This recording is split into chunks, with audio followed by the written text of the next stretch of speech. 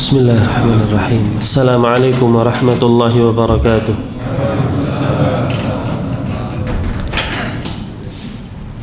Alhamdulillahi rabbil alamin.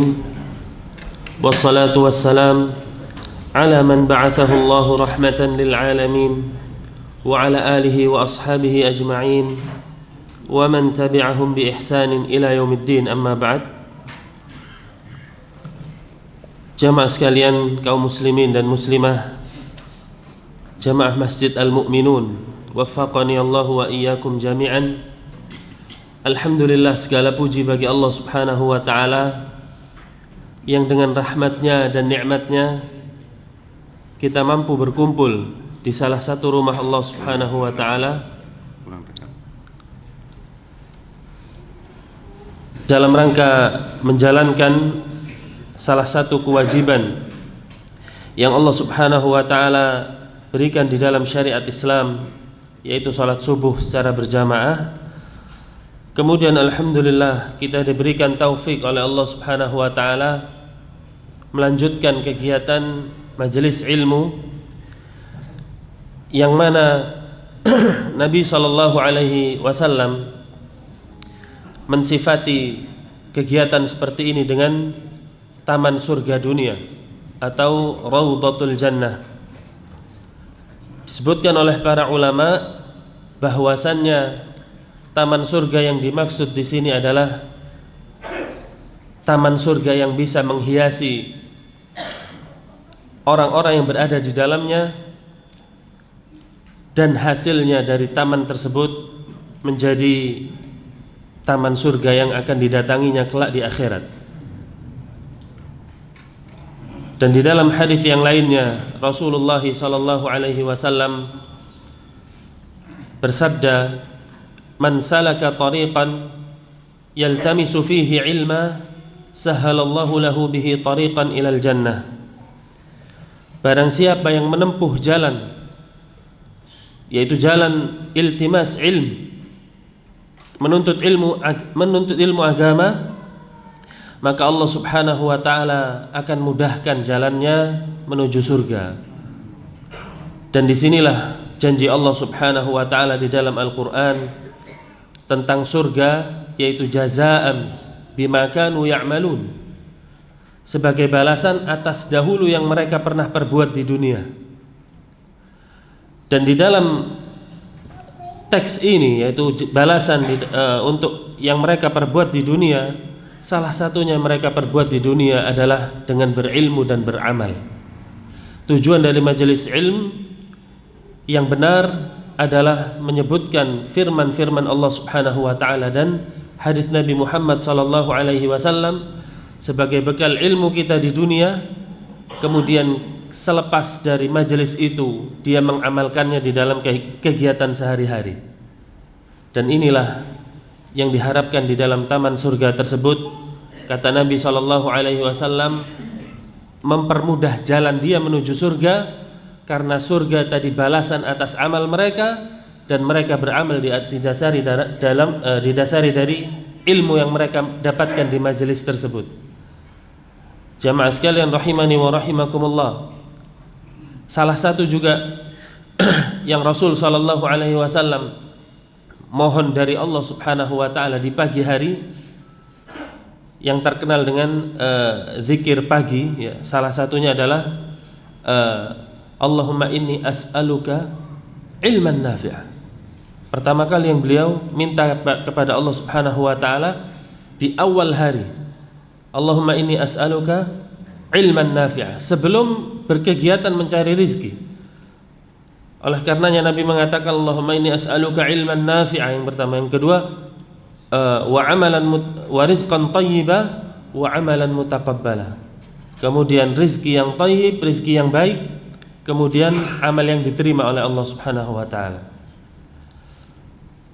Jamaah kaum muslimin dan muslimah rahimani wa rahimakumullah, pada kesempatan kali ini insyaallah saya akan menyampaikan pesan yang saya anggap penting di sini,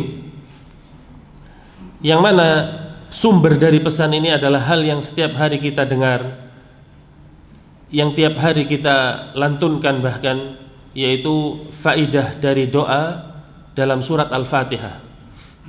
Faidah dari doa dalam surat Al-Fatihah. Yang saya maksud di sini, doa di dalam surat Al-Fatihah, satu doanya, permohonan. Doa yang isinya permohonan adalah ihdinas siratal mustaqim,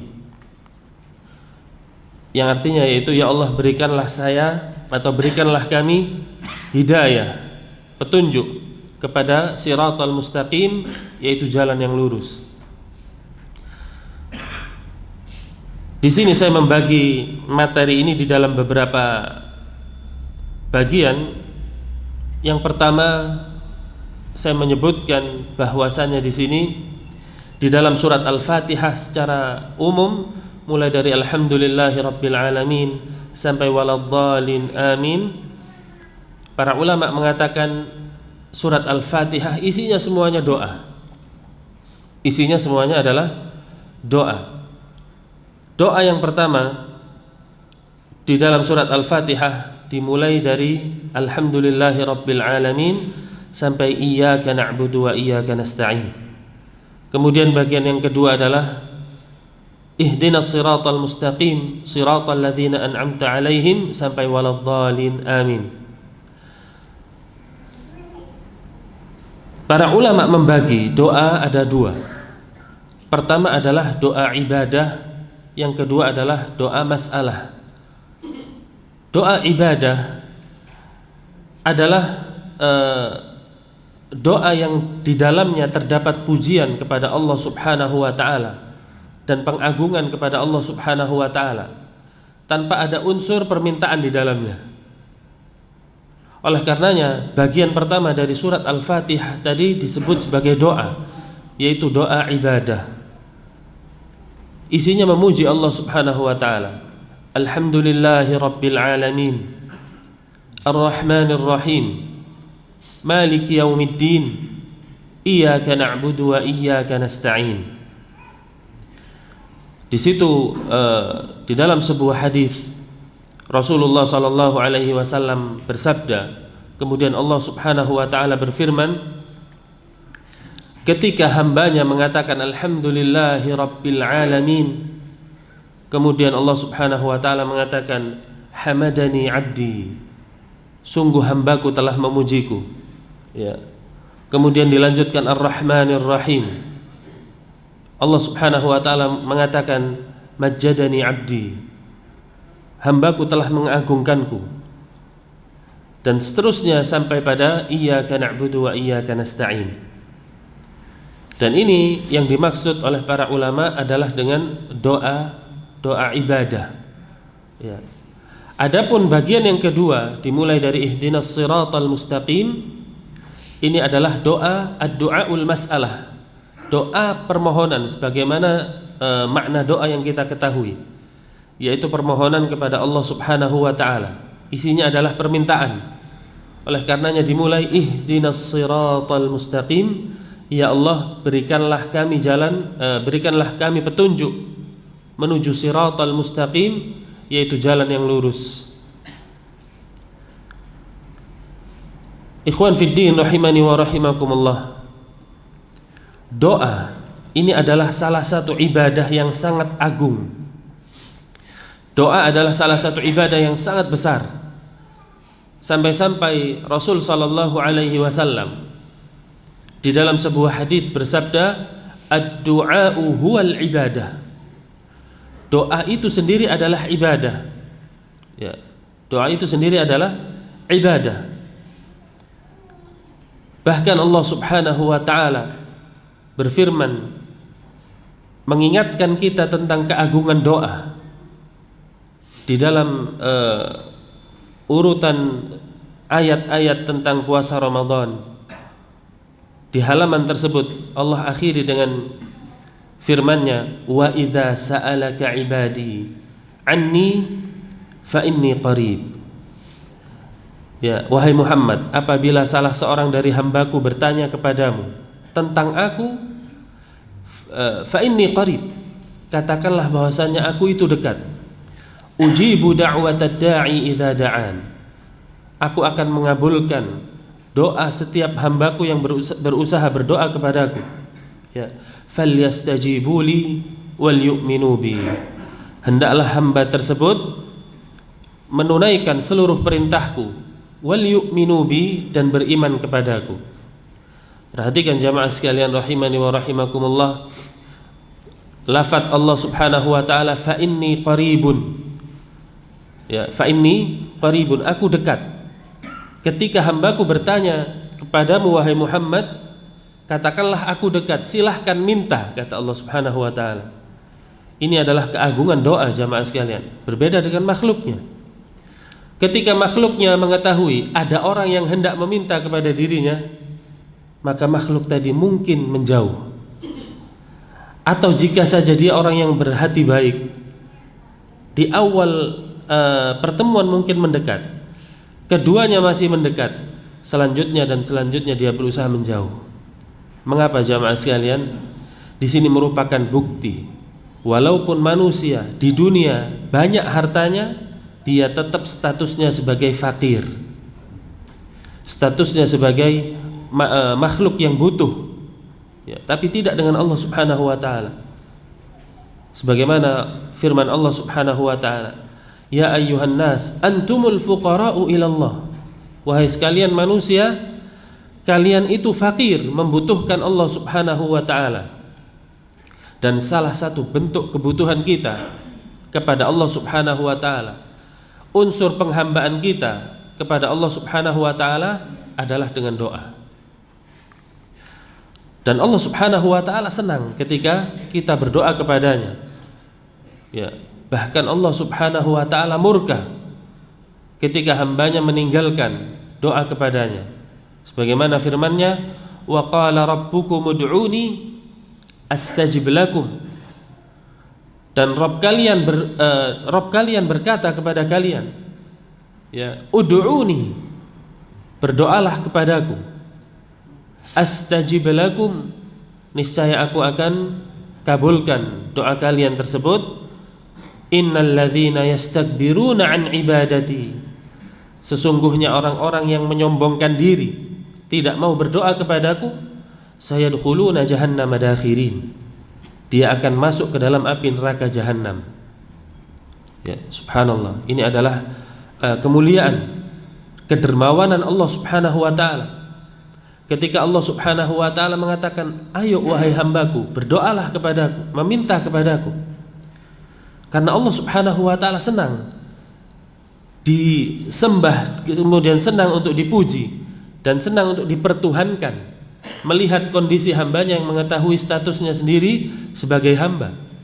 Dan Allah mensifati orang-orang yang tidak memohon kepadanya sebagai yastakbirun, yaitu orang-orang yang sombong. Jamaah sekalian rahimani wa rahimakumullah,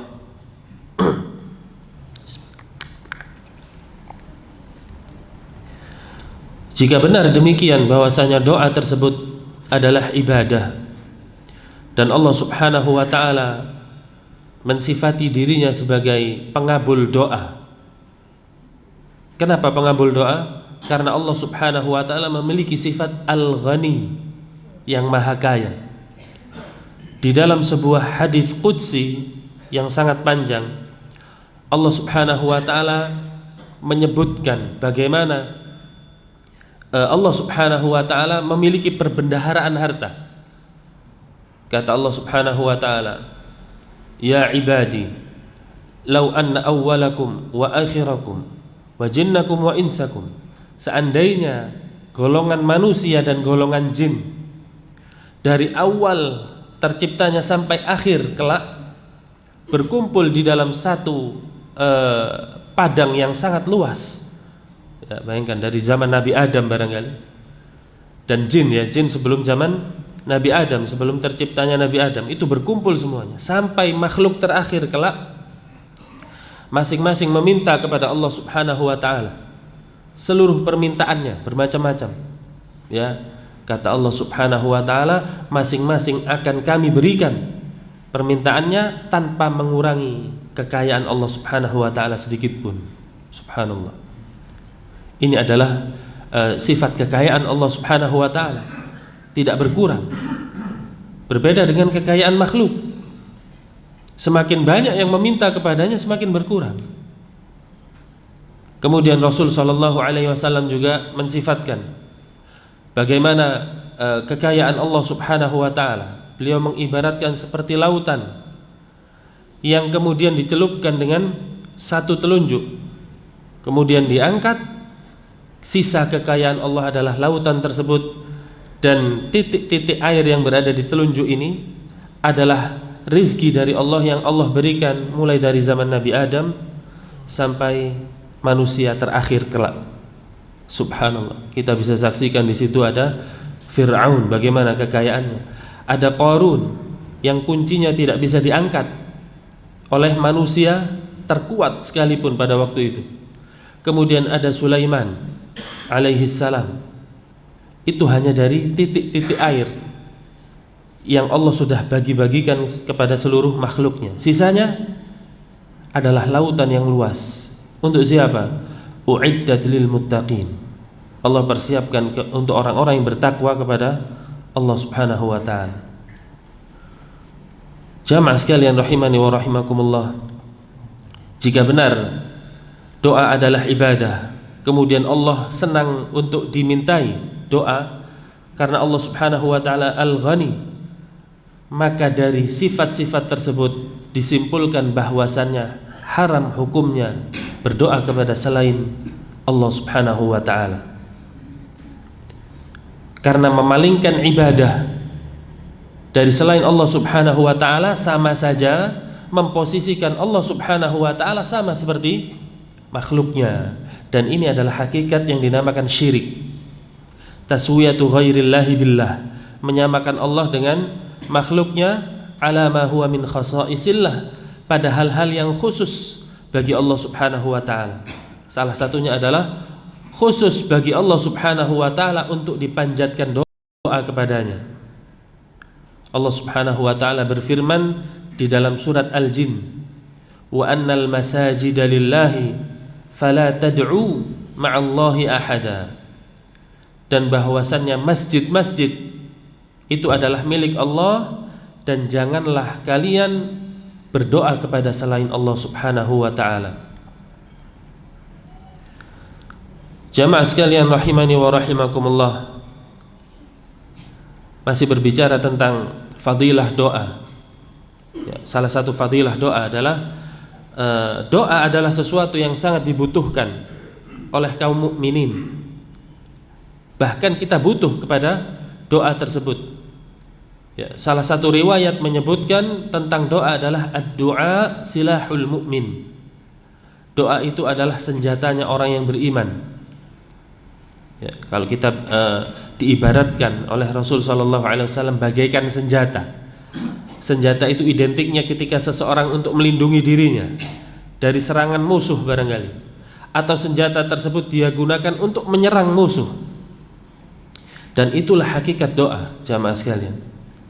Ketika ada serangan yang masuk kepada kita, baik serangan tersebut secara fisik ataupun secara mental, yaitu keimanan, maka di situ dibutuhkan doa. Atau serangan tersebut berkaitan dengan kehidupan sehari-hari kita, ya, baik di dalam ekonomi kita, kesehatan kita, atau berkaitan dengan keluarga kita, maka semuanya Allah Subhanahu wa taala telah sebutkan doa-doanya masing-masing. Ya.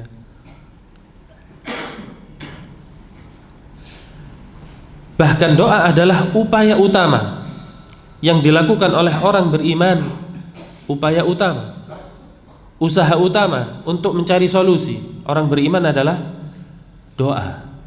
Ya. Orang kafir berbeda. Orang-orang kafir setiap ada masalah dia kaitkan dengan logikanya. Kemudian dia kaitkan dengan ada hubungan dengan orang dalam atau tidak. Setiap masalahnya, ya, antum ada kenal enggak dengan orang dalam? Saya punya masalah ini. Nah, ini setelahnya. Yang pertama adalah ad-du'a. Bahkan doa merupakan upaya utama yang dilakukan oleh orang yang beriman untuk mendapatkan tujuannya atau keinginannya. Ya. sebagaimana yang disabdakan Rasulullah sallallahu alaihi wasallam, diajarkan oleh Rasul sallallahu alaihi wasallam kepada anak kecil yang bernama Abdullah ibnu Abbas radhiyallahu anhuma. Anak kecil ini usianya masih belasan tahun pada waktu itu, diajarkan oleh Rasul sallallahu alaihi wasallam, ya gulam, ya, ihfazillaha yahfazka. Jagalah Allah, niscaya Allah akan menjagamu. Ihfazillaha tajidhu tujahaka. Jagalah Allah, maka Allah akan ada di hadapanmu. Kemudian Rasulullah mengatakan, wa idza sa'alta fas'alillah. Jika engkau hendak meminta sesuatu, pertama minta pada siapa? Anak kecil ini. Anak kecil ini identiknya kalau minta langsung kepada orang tuanya, belasan tahun. Diajarkan oleh Rasul sallallahu alaihi wasallam, jika engkau ada kebutuhan minta, fas'alillah. Mintalah kepada Allah Subhanahu wa taala. Wa idza sta'anta, jika engkau ingin meminta pertolongan, fasta'in billah. Minta tolonglah kepada Allah Subhanahu wa taala. Dan di dalam zikir pagi juga Rasulullah sallallahu alaihi wasallam mengajarkan kepada kita di awal pagi sebelum kita berkegiatan ada satu doa, ya hayyu ya qayyum bi rahmatika astaghits aslih li sya'ni kullah wa la takilni ila nafsi tarfata ain. Ya hayyu ya qayyum, wahai zat yang maha hidup dan tidak membutuhkan makhluknya sedikit pun. Bi rahmatika astaghits, dengan rahmatmu aku memohon perlindunganmu. Ya, aslih li sya'ni, perbaikilah urusanku, kullahu, semuanya. Ya, kita wakilkan kepada Allah Subhanahu wa taala. Wala takilni ila nafsi tarfata ain. Jangan engkau wakilkan sedikit pun kepadaku ya Allah, walaupun hanya sekejap mata. Nah, ini adalah doa yang sangat agung, menunjukkan butuhnya kita kepada Allah Subhanahu wa taala. Dan ini diajarkan oleh Rasulullah sebelum kita berkegiatan, jamaah sekalian. Ad-du'a, hal yang besar.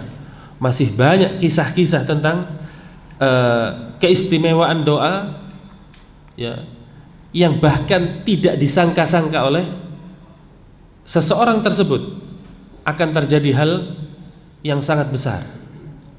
Mungkin satu saja saya sebutkan, masuk Islamnya siapa? Umar ibn Khattab.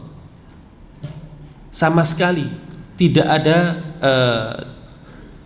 potensi pada waktu itu disangka Umar ibn Khattab bisa masuk Islam.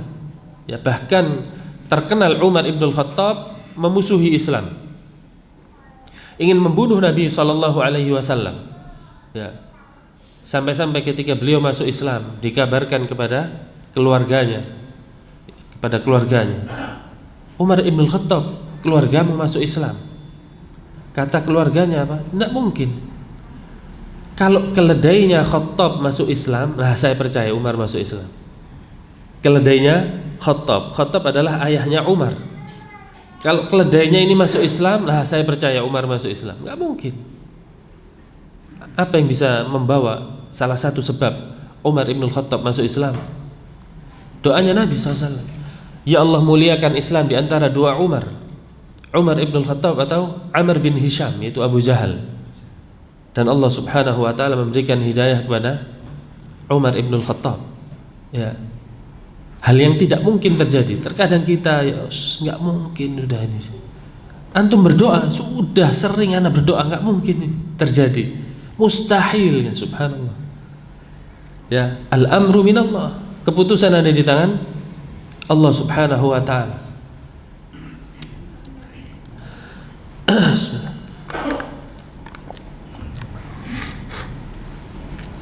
Berikutnya kita ketahui di dalam pelajaran ini adalah adab-adab doa. Jamaah sekalian. Yang pertama, adab di dalam berdoa adalah pelakunya harus orang ahli tauhid, mentauhidkan Allah Subhanahu wa taala. Ya. Salah satunya di dalam surat Al-Fatihah. Simbol tauhid yang Allah Subhanahu wa taala cantumkan adalah alhamdulillahi rabbil alamin. Maha suci Allah Subhanahu wa taala, ya, segala puji bagi Allah Subhanahu wa taala, Rabbul alamin. Ya. Lafaz Rabbul alamin ini adalah lafaz tauhid yang menunjukkan di sana bahwasanya Allah Subhanahu wa taala satu-satunya Rabb bagi semesta alam. La rabba siwahu, tidak ada Rabb selain Allah Subhanahu wa taala. Dan lafaz al-alamin menunjukkan semuanya selain Allah adalah makhluk. Semuanya selain Allah adalah makhluk. Allah al-Khaliq, al-Alamin, al-Makhluk. Dan kita adalah salah satu bagian di dalam alamin tadi. Pertama adalah lafaz tauhid. Dan salah satu adab di dalam berdoa supaya doa kita dikabulkan oleh Allah Subhanahu wa taala adalah dengan mentauhidkan Allah Subhanahu wa taala, yaitu memfokuskan, menunjukkan ibadah hanya kepadanya dan meninggalkan segala macam perbuatan syirik, ya, jenis-jenis kesyirikan baik kecil maupun yang besar. Yang kedua, ikhlas di dalam kita berdoa kepada Allah Subhanahu wa taala. Ya, ikhlas di dalam berdoa kepada Allah Subhanahu wa taala artinya tidak menghadirkan salah satu makhluk pun di dalam permintaan kita, melainkan adalah hanya kepada Allah Subhanahu wa taala. Ya, kalau tadi tauhid, bedanya apa dengan ikhlas? Pembahasan tauhid yang pertama tadi umum, secara umum, seluruh ibadah. Adapun yang kedua, ikhlas, ini dalam doa kita kepada Allah Subhanahu wa taala.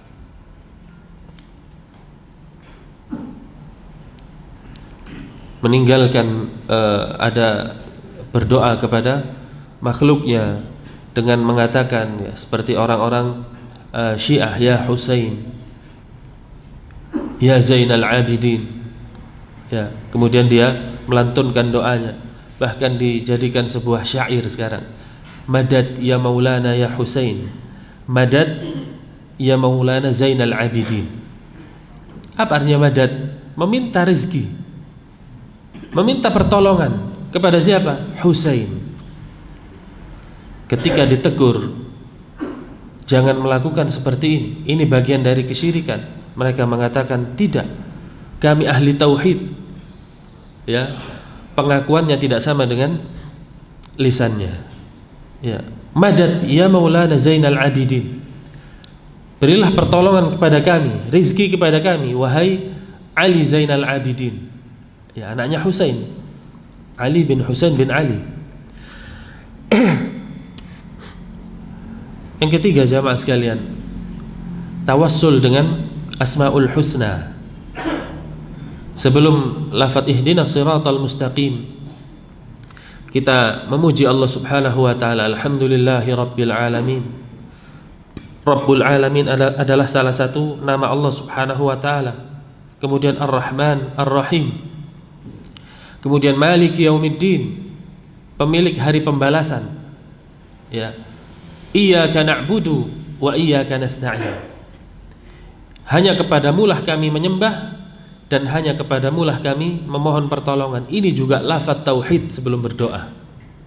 Hanya kepadamulah kami menyembah dan hanya kepadamulah kami memohon pertolongan, bukan kepada Husain atau Zainal Abidin. Dan syair tadi atau doa tadi bukan hanya ada di lisan orang-orang Syiah, bahkan kaum muslimin sudah melantunkannya. La haula wala quwata illa billah. Ya. Dilantunkan bahkan di masjid-masjid yang mungkin kita berhusnudzon, pelantunnya tidak faham maknanya, hanya ikut-ikutan. Ya, tetapi ini adalah lafaz kesyirikan. Ya. Dan lafaz-lafaz tersebut walaupun tidak tahu maknanya, seandainya orangnya tidak terjerumus ke dalam kesyirikan, tetapi lafadznya sampai kepada Allah Subhanahu wa taala dan Allah minta pertanggungjawabannya. Ya. Kemudian, ya, tawassul dengan Asmaul Husna adalah salah satu tawassul yang diizinkan oleh syariat Islam. Syariat Islam mengizinkan kita bertawassul dengan 3 hal. Tawassul yang dimaksud dengan tawassul adalah menyisipkan sesuatu yang kita anggap mulia ke dalam doa kita kepada Allah Subhanahu wa taala dengan harapan doa itu cepat dikabulkan. Ya. Tidak boleh tawassul melainkan pada 3 hal. Yang pertama, tawassul dengan amal soleh. Ya Allah, kemudian kita sebutkan dengan hadirku di majelis ta'lim barangkali, longgarkanlah rizkiku. Nah ini boleh. Atau ya Allah, dengan selesainya hafalan Al-Qur'anku, aku memohon kepadamu tambahan hidayah. Nah ini boleh. Ya, seperti yang dikisahkan oleh Nabi SAW, 3 orang yang terjebak di dalam gua. Ya. Yang pertama bertawassul dengan amal solehnya, yaitu mempersiapkan susu untuk orang tuanya, sedangkan orang tuanya masih tidur. Dia tunggu sampai bangunnya, walaupun anak dan istrinya kelaparan. Ya, walaupun anak dan istrinya kelaparan, tapi dia tetap memprioritaskan orang tuanya. Kemudian diserahkan susu tadi kepada kedua orang tuanya. Yang kedua, habis. Hah? Oh belum ya? Ini soalnya sampai jam 9 aja. Kemudian yang kedua adalah seseorang yang Astaghfirullahaladzim, apa jemaah? Nah, orang yang bertawassul ya dengan memberikan susu kepada kedua orang tuanya. Yang kedua adalah orang yang bersiap-siap untuk berzina. Subhanallah. Dia berhasrat kepada sepupunya, sudah membayar ya, sepupunya kemudian lari, kemudian akhirnya sepupunya datang butuh uang, diberikan uang sebanyak 120.000 dinar. Ya, 120.000 dinar, jumlah yang besar jamaah sekalian. Berapa 120.000 dinar? Mohon maaf, bukan 500.000 ya. Anggap 100.000 dinar berapa? Kita ngitung fulus supaya nggak ngantuk. 1 dinar kurang lebih 5 juta.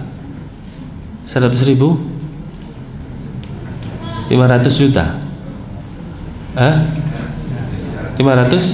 juta. 5 miliar. Nah, antum kasih uang kepada ya orang tadi, bukan antum ya. 5 miliar. 5 miliar kemudian disebutkan di dalam sebuah hadis, saya sudah kuasai perempuan itu, saya sudah berada di antara 2 pahanya. Kemudian perempuan tadi mengatakan ittaqillah, bertakwalah kepada Allah. Saya langsung lemparkan dan saya pergi. Dan fulusnya enggak ditagih. Fulusnya tidak ditagih. Separuh kembalikan. Enggak ada. Dibiarkan begitu saja. Ya. Kemudian yang ketiga adalah orang yang mengembangkan harta karyawannya sampai menjadi hewan ternak yang memenuhi lembah. Ada kambing, sapi dan unta. Padahal gaji tersebut sangat sedikit. Ketika karyawannya kembali meminta, wahai fulan, mana gaji saya? Disebutkan itu gajimu semuanya, hewan ternak. Kata orang tadi, jangan main-main, saya enggak minta macam-macam, saya minta gaji saya. Itu semua gajimu. Diambil semuanya, tidak disisakan satu pun. Kalau kita bagaimana? Ini fulan enggak tahu diri. Ya. Satu enggak disisain, enggak tahu terima kasih, pakai dalil kita nanti akhirnya. Tapi ini diambil semuanya. Kemudian berdoa kepada Allah Subhanahu wa taala, jika engkau ridha ya Allah dengan amalanku tadi, maka bukakanlah pintu gua. Dan dibuka pintu gua untuk 3 orang tadi. Ya.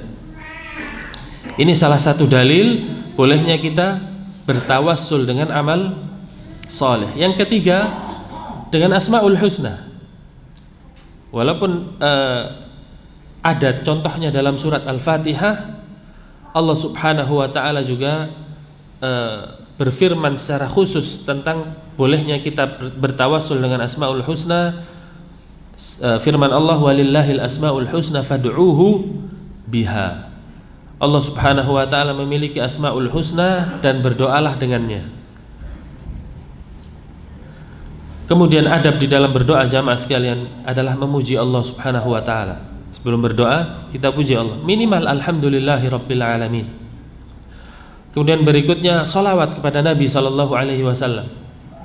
Minimal ya alhamdulillahi rabbil alamin, Allahumma salli ala Muhammad, berdoa. Diakhiri juga dengan salawat dan pujian kepada Allah. Wa sallallahu ala Muhammad wa ala ali Muhammad walhamdulillahi rabbil alamin.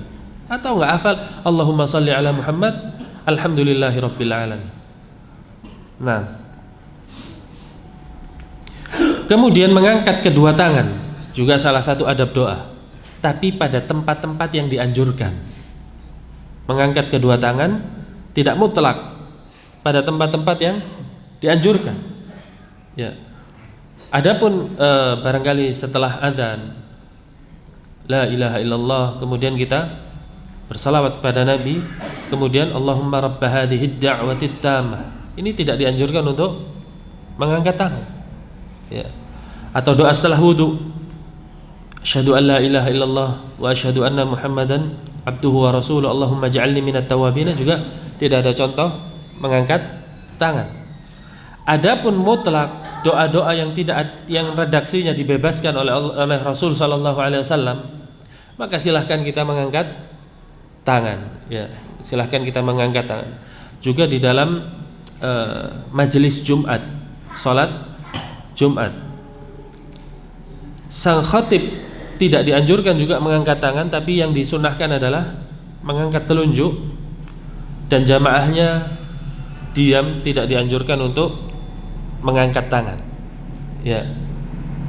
Khatib dianjurkan mengangkat tangan bahkan setinggi-tingginya. Di dalam sebuah riwayat sampai ketiak Nabi SAW kelihatan. Kapan? Ketika istisqa, minta hujan. Selainnya maka dianjurkan untuk mengangkat kedua telunjuknya. Berikutnya, termasuk adab doa adalah yakin. Gak boleh ragu-ragu, yakin ya bahwasanya doa kita akan diijabah oleh Allah Subhanahu wa taala. Makanya tidak disyariatkan ada doa yang beredar, ya ilahi lastu lil firdausi ahlan wala aqwa 'ala naril jahim. Kenapa tidak dianjurkan? Tidak ada simbol keyakinan di dalamnya. Antum tahu, ilahi lastu lil firdausi ahlan, wahai Allah saya tak pantas ke surgamu. Kita disuruh minta surga, ini orang bilang gak pantas ke surgamu. Ya. Wala aqwa 'alan naril jahimi, saya juga gak kuat untuk masuk neraka. Maunya di mana kamu? Ya. Dan ini adalah salah satu doa yang tidak dianjurkan karena tidak ada unsur keyakinan di dalamnya. Ya. Nabi SAW mengajarkan kepada kita doa apa? Mintalah jannah firdaus al-a'la. Kalau minta surga yang paling tinggi. Ya. Mungkin lafaz tadi disusun oleh penyusunnya sungkan mungkin dengan Allah Subhanahu wa taala. Disamakan dengan makhluknya. Makhluknya kita minta sungkan karena makhluk ini kalau diminta hartanya berkurang. Kalau diminta mungkin hatinya ada sedikit kecewa. Tapi Allah Subhanahu wa taala tidak sama dengan makhluknya. Disuruh minta sebanyak-banyaknya oleh Allah Subhanahu wa taala. Nah. Kemudian jamaah sekalian, mengulang-ulang, termasuk adab doa adalah diulang-ulang. Tidak diperkenankan sedikit pun mengatakan saya sudah berdoa demikian tetapi belum dikabulkan. Itu adalah contoh orang yang putus asa di dalam doanya. Diulang-ulang. Lalu Ustaz, bagaimana kok ngulang-ulang? Tidak dikabulkan oleh Allah Subhanahu wa taala. Subhanallah. Nabi SAW bersabda, cara Allah Subhanahu wa taala di dalam mengabulkan ada 3. Bisa jadi dikabulkan saat itu juga.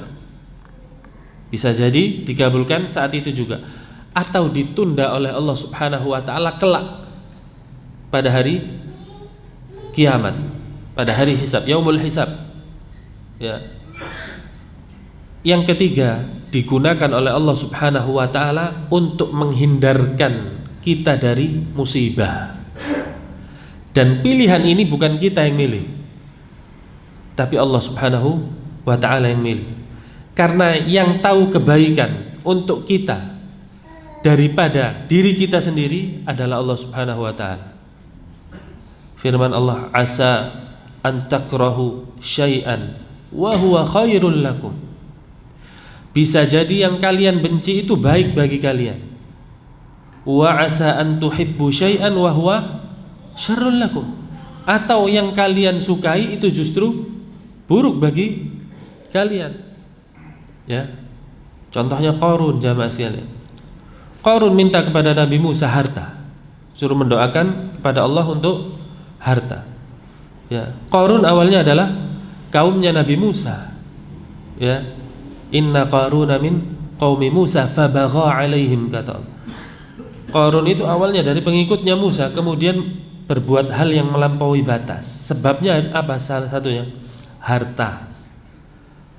Harta yang banyak bukan ukuran kemuliaan seorang hamba dicintai oleh Allah Subhanahu wa taala, bukan.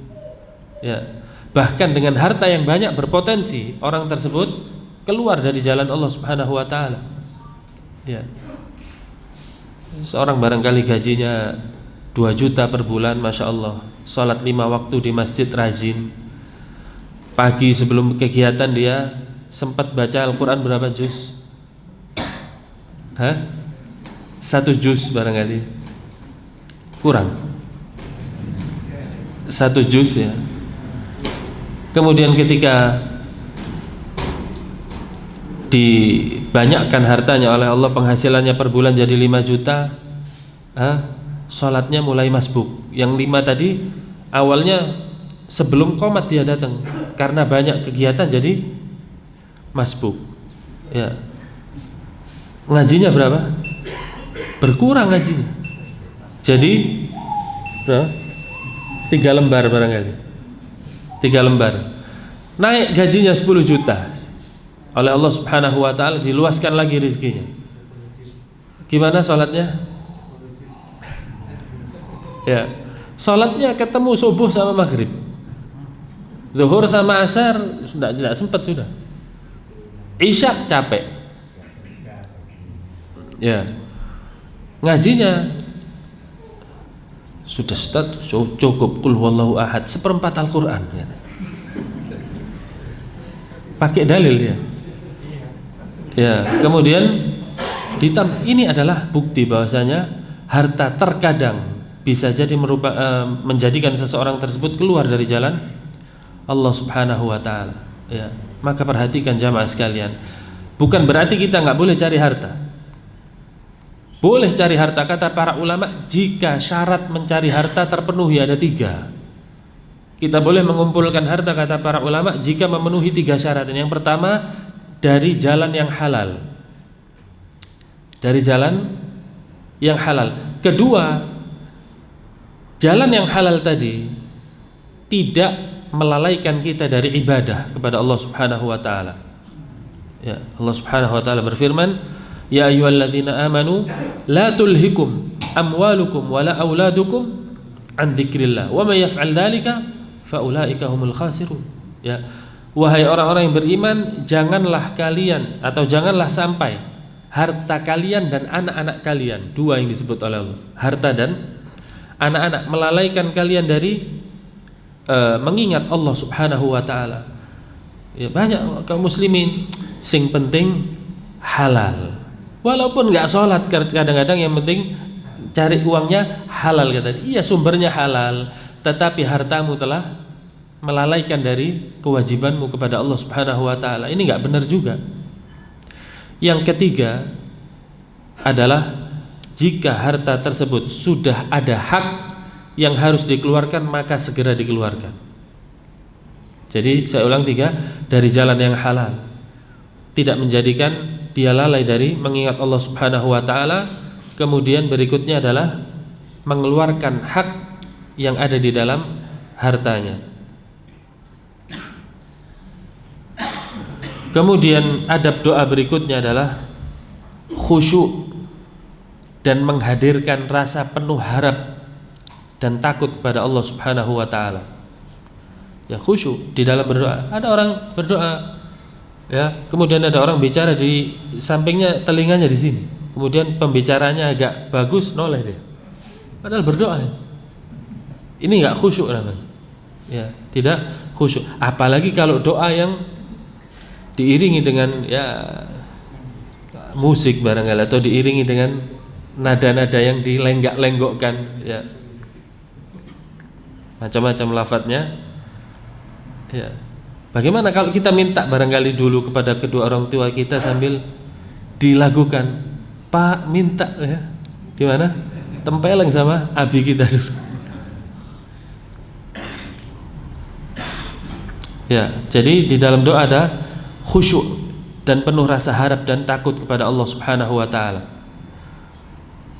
Yang terakhir dalam adab doa adalah merendahkan suara. Merendahkan suara dan tidak mengeraskannya. Pada suatu saat Nabi SAW mendengarkan sahabat yang berdoa dengan suara yang keras.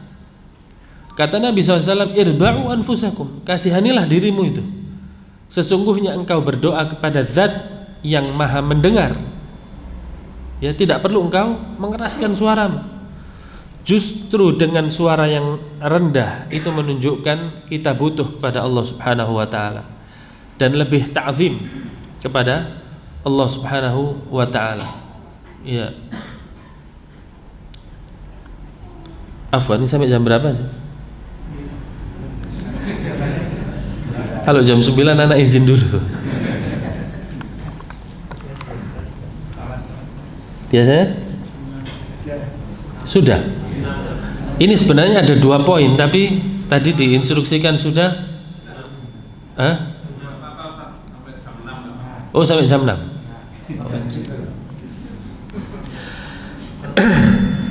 Baik. Bagian ketiga dalam kajian ini adalah di dalam surat Al-Fatihah ada pelajaran bagi kita, permohonan terbaik jamaah. Kira-kira kalau antum diberi permohonan terbaik yang akan dikabulkan oleh Allah, apa yang antum akan minta? Bukan lafadznya ku beri satu permintaan, enggak? Hah? Surga, hidayah tadi disebutkan. Ya, macam-macam permintaan kita. Ya, sama ya, hidayah dengan surga insyaallah jadi satu, nyambung. Dan benar, di dalam surat Al-Fatihah Allah Subhanahu wa taala ajarkan kepada kita permohonan yang terbaik. Ihdinas siratal mustaqim. Tentu yang Allah pilihkan untuk hambanya adalah yang paling baik baginya. Allah tidak mengajarkan kepada kita urzuqna rizqan katsira dalam surat Al-Fatihah. Enggak sebut, ya Allah berikanlah aku rizki yang banyak. Tidak, suruh minta hidayah. Suruh minta hidayah. Ada beberapa faedah di dalam permohonan hidayah ini. Pertama, menunjukkan hidayah adalah sesuatu yang termahal, yang menempati posisi teratas di dalam kebutuhan manusia, melebihi kebutuhannya terhadap makan dan minum. Ya, melebihi kebutuhannya terhadap makan dan minum. Dia butuh kepada hidayah. Kenapa? Karena Allah Subhanahu wa taala setiap menciptakan makhluknya, jangankan kita, hewan yang kecil saja di dalam muka bumi, Allah lengkapi dengan rezekinya atau tidak jamaah? Allah lengkapi dengan rezekinya. Jangan khawatir dengan masalah makan dan minum atau rezeki. Allah Subhanahu wa taala sudah jamin kita. Orang kafir saja yang tidak menyembah kepada Allah merasakan kenyang, merasakan kenyang. Ya, orang kafir yang tidak menyembah kepada Allah Subhanahu wa taala juga bisa merasakan tidur, tidak kehujanan dan kepanasan. Mana mungkin orang-orang yang menyembah kepada Allah, ya taat kepadanya, kemudian Allah sia-siakan? Tidak mungkin. Ya. Oleh karenanya Allah Subhanahu wa taala menyebutkan tujuan kalian diciptakan di dunia ini wahai manusia adalah wa ma khalaqtul jinna wal insa illa liya'budun, untuk beribadah. Adapun rezeki sudah tertulis. Bahkan ketika kita masih ada di janin ibu kita, Allah Subhanahu wa taala sudah utus malaikat untuk menulis rezeki kita. Adapun ujian yang ada pada kita di dunia adalah mencari jalan hidayah. Mencari jalan hidayah, ya. Faedah kedua dari permintaan ihdinas siratal mustaqim, meminta hidayah kepada Allah Subhanahu wa taala. Permintaan ini diulang-ulang setiap harinya minimal 17 kali, betul? Minimal 17 kali. Ihdinas siratal mustaqim. Kata para ulama, ini faedahnya adalah di dalam kita mendapatkan hidayah harus dijaga. Karena permohonan tersebut bermakna istiqamah. Ya Allah, istiqamahkan saya di dalam hidayah. Kalau sudah dapat hidayah, istiqamahkan saya di dalamnya ya Allah, ya. Bukan berarti seperti pemikiran liberal. Orang sholat kan sudah dapat hidayah, kok masih berdoa ihdinas siratal mustaqim? Kan dia sudah dapat hidayah, kok minta hidayah lagi? Ya kita jawab, terus kemudian mau minta apa? Mau minta sesuai dengan keinginan kita ganti redaksi ihdinas siratal mustaqim, batal sholatnya. Ya. Kita jawab bahwasanya ini merupakan bukti bahwasannya hidayah adalah hal yang wajib dipertahankan.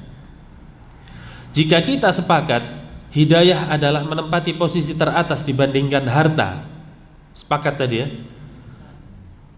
Kalau kita dapat harta, berusaha kita kembangkan atau tidak? Berusaha kita jaga atau tidak? Kita jaga. Wallahi jamaah, orang punya 1.000 rupiah dengan 10.000, beda tempat penyimpanannya.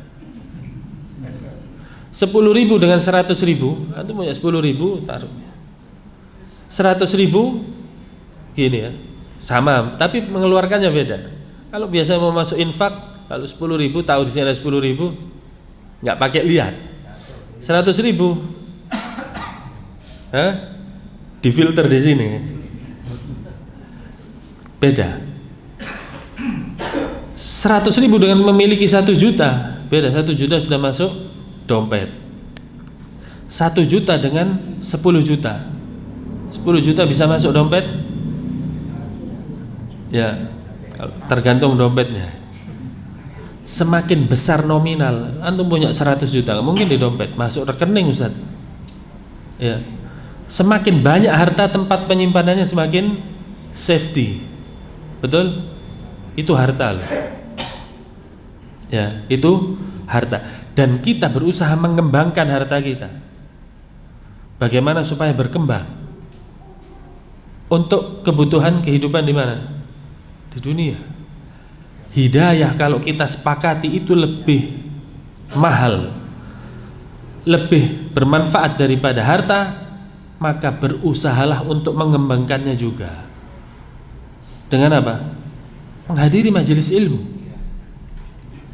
Yang kedua, simpan hidayah tadi. Dengan cara apa menyimpan hidayah jamaah? Dengan mengamalkannya. Hidayah yang dimaksud adalah ilmu. Kita sudah dapat ilmu, kita amalkan. Terus setiap kita ilmu kita amalkan, berilmu kita amalkan. Ini adalah tips untuk menyimpan hidayah. Dan kemudian kita dakwahkan. Ini untuk mengembangkan hidayah. Senantiasa seperti itu. Itulah kehidupan seorang muslim. Ilmu, amal, dakwah, sabar. Ilmu, amal, dakwah, sabar. Sebagaimana yang tertera di dalam surat Al-Asr. Illal ladzina amanu wa 'amilus shalihat wa tawassaw bil haqq wa tawassaw bis sabr. 4, ilmu, amal, dakwah dan sabar di atasnya. Di atas 3 ini sabar semua. Karena dalam berilmu butuh kesabaran. Menghadiri majelis ilmu butuh kesabaran. Beramal juga butuh kesabaran. Berdakwah apalagi butuh kesabaran.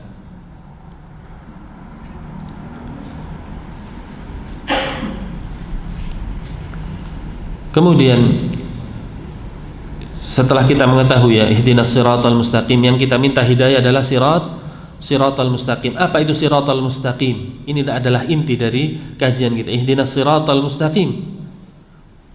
Kita meminta tiap harinya, ya Allah berikan saya siratal mustaqim, siratal mustaqim.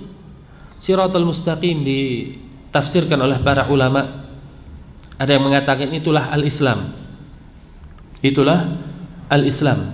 Ada yang mengatakan itu adalah jalannya para nabi dan rasul. Ada yang mengatakan Al-Quran dan Sunnah. Ada yang mengatakan Abu Bakar dan Umar. Seluruh penafsiran ini tidak berbeda.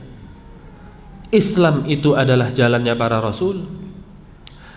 Kemudian jalannya para rasul, rasul yang terakhir utusan untuk kita adalah Muhammad, mengajarkan kita kepada Al-Quran dan Sunnah. Kemudian kalau ditafsirkan Abu Bakar dan Umar, Abu Bakar dan Umar adalah simbol besar, dua orang yang mengikuti Rasul Sallallahu Alaihi Wasallam untuk menerapkan Al-Quran dan Sunnah. Ya, di antara para sahabatnya semuanya mereka sepakat Abu Bakar dan Umar adalah disebut syaikhain, ya, dua guru besar, dua tokoh besar kaum muslimin. Berarti makna siratal mustaqim yang kita minta tiap hari itu adalah jalan Islam yang dibangun di atas Al-Quran dan Sunnah di dalam penerapan yang diterapkan oleh para sahabatnya. Wallahi kita minta itu setiap hari. Kita minta itu setiap hari. Ya, maka tadi adab-adab doa termasuk kita bisa amalkan dalam sholat kita. Kita khusyuk di dalam membaca ihdinas siratal mustaqim saat ini. Ihdinas siratal mustaqim, kita mengerti apa yang kita minta. Bagian keempat ini bagian yang terakhir, ya saya singkat. Jika kita sudah berdoa kepada Allah Subhanahu wa taala, tidak cukup seseorang hanya berdoa, melainkan dia harus mengupayakan apa isi doanya. Mengupayakan apa isi doanya. Orang mengatakan, ya Allah luaskanlah rezeki saya, ya Allah. Kemudian dia ambil bantal, tidur. Ini nggak benar. Ya. Kita berdoa, kemudian kita usaha di dalamnya, kemudian hasilnya kita tawakal kepada Allah Subhanahu wa taala. Termasuk jenis doa ini. Kita meminta siratal mustaqim, jalannya Al-Quran dan Sunnah yang diterapkan oleh para sahabat. Kita upayakan di sini. Bagaimana para sahabat mengamalkan Islam, mencari hidayah, mencari siratal mustaqim tadi. Dan jalan tersebut, siratal mustaqim, disebutkan pada ayat berikutnya, siratal ladzina an'amta alaihim ghairil maghdubi alaihim waladdallin. Yaitu jalan yang telah Engkau berikan nikmat di dalamnya, ya Allah. Berikan nikmat. Kenapa kok nikmat? Karena jalan tersebut ghairil maghdubi alaihim, bukan jalannya orang yang Engkau murkai. Kata para ulama, siapa yang dimurkai? Yahudi. Mengapa mereka dapat gelar murka, yang dimurkai oleh Allah Subhanahu wa taala? Li'annahum ya'lamuna wa la ya'malun. Karena mereka berilmu tetapi mereka tidak mau mengamalkan ilmunya. Waladdallin, dan bukan jalan orang yang tersesat. Kenapa mendapatkan gelar tersesat? Li'annahum ya'maluna bighairi ilmin. Karena mereka itu Nasrani, ya, yaitu Nasrani terkenal dengan semangat di dalam beramal tapi tanpa ilmu. Jalan yang kita minta, berarti jalan yang kita minta itu adalah jalan ilmu dan amal. Bawa ini sampai meninggal dunia.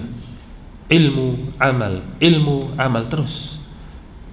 Janganlah kita mengamalkan sesuatu tanpa ilmu, dan janganlah kita berilmu kemudian tidak mau mengamalkan. Karena kita tidak memilih dua jalan, tidak Yahudi, tidak Nasrani. Nahnu muslimun, kita orang-orang Islam yang simbol besarnya adalah ilmu, kemudian mengamalkan ilmu. Ini adalah upaya yang sesuai dengan doa kita dari ihdinas siratal mustaqim. Terus kita ilmu amal. Naam, hadza wallahu taala alam. Insyaallah sampai di sini dulu. Mudah-mudahan Allah Subhanahu wa taala memudahkan kita semuanya untuk istiqamah di dalam ilmu dan amal, dan mudah-mudahan Allah Subhanahu wa taala menghindarkan kita dari segala macam penyimpangan atau musibah di dunia, dan mudah-mudahan Allah Subhanahu wa taala mengampuni seluruh dosa kita sehingga kita bisa berkumpul kelak di surganya. Wallahu taala ala wa alam, wa sallallahu ala Muhammad wa ala ali Muhammad walhamdulillahi rabbil alamin. Assalamu alaikum warahmatullahi wabarakatuh.